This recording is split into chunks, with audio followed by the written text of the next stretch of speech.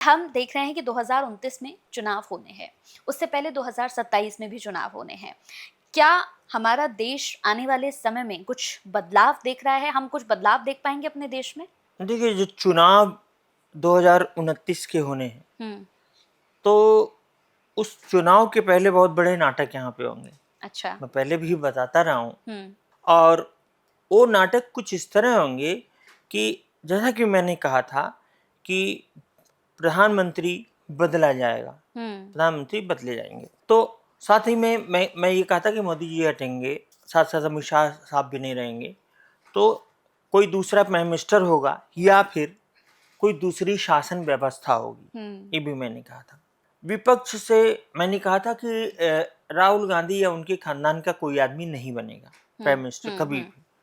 लेकिन अगर महिला का देखा जाए तो प्रियंका गांधी में थोड़ा बहुत राजयोग बचे हुए हैं। अच्छा। और वो उनके कुल से नहीं हुए, वो बाहर के कुल। मुझे किसी ने समझाया कि एक बार आप प्रियंका की कुंडली देखिए। कोई, मैं दिखता ही नहीं था, मैं बहुत पहले देखा था, करीब 3-4 साल पहले। तो उन्होंने कहा प्रियंका की कुंडली देखिए, कुछ दिखता है कि नहीं दिखता। हमने कहा कि थोड़ा सा दिखता है, पर वो राजयोग अब बिल्कुल खत्म होने जा रहा है। तो मैं क्या बोलूँ उसमें, मतलब 30-31 में वो राजयोग खत्म हो जाएगा और उसके बाद चंद्रमा आ जाएगा, उसका कोई वैल्यू नहीं है।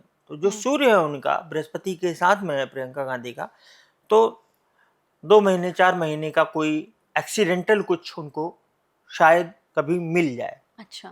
लेकिन जो सबसे महत्वपूर्ण बात यह है कि हम एक करप्शन फ्री गैर लोकतांत्रिक एरा में प्रवेश करेंगे। अच्छा।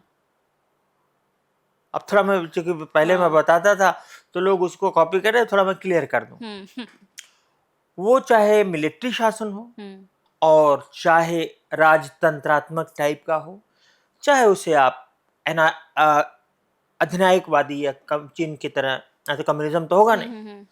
और जो भी होगा, वो जो भी आदमी होगा वो मतलब लंबा रहेंगे। और फिर वो भारत की सीमाओं का विस्तार होगा, ये मैंने बताया है। फिर वो आदमी करेंगे, और वो कोई नहीं होगा, सिंपली जान लीजिए योगी जी होंगे। अच्छा। हाँ, फिर योगी जी अपने हिसाब से चलाएंगे इस देश को। यानी योगी जी के अगर हाथ में चली जाती है सत्ता, मतलब हाँ, आप ये कह रहे हैं कि योगी जी बिना सुधारे छोड़ेंगे नहीं उसको, हिंदू राष्ट्र, सत्ता नहीं छोड़ेंगे वो। हिंदू राष्ट्र घोषित होगा। हिंदू राष्ट्र में एज इट इज हिंदू राष्ट्र कोई घोषित होने की बात तो मेरे कोई समझ में नहीं आती।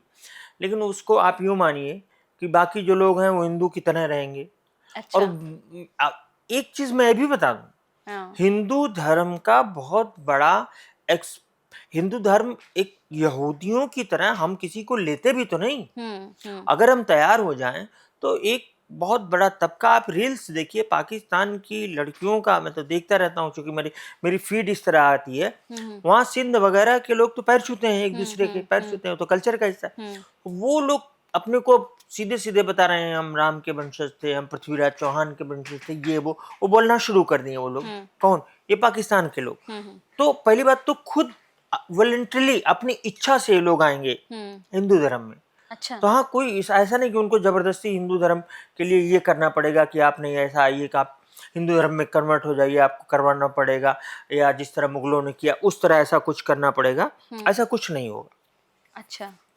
और ये एक लंबा होगा। बीच में विपक्ष का अगर कुछ भी हो सकता है तो प्रियंका गांधी की तरह कोई, राहुल गांधी का तो उनके खानदान के जैसे उनका या उनके पोते तो उनके बेटे तो है नहीं, तो समाप्त तो खानदान हो गया।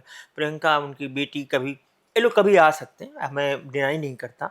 या फिर अपोजिशन में, लेकिन अपोजिशन में कोई आदमी मुझको नहीं दिखता। लेकिन बदलाव होंगे। हाँ, भाजपा कहीं नहीं जा रही है, लेकिन वो तो नरेंद्र मोदी की भाजपा नहीं होगी। अच्छा। हाँ, मतलब लेकिन अभी तक तो हम देख रहे हैं कि भाजपा का चेहरा मतलब प्रधानमंत्री नरेंद्र मोदी, हम वही देखते आए हैं।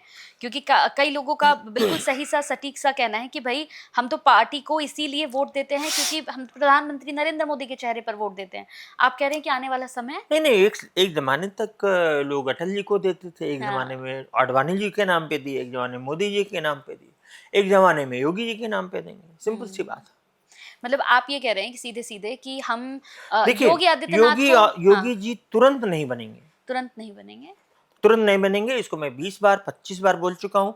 तुरंत तो कुछ डिफरेंट होगा, तुरंत कुछ बड़ा होने वाला है और वो अच्छा नहीं होगा, लेकिन थोड़ी हैवी डोज होगी तो फिर भी ठीक होगा।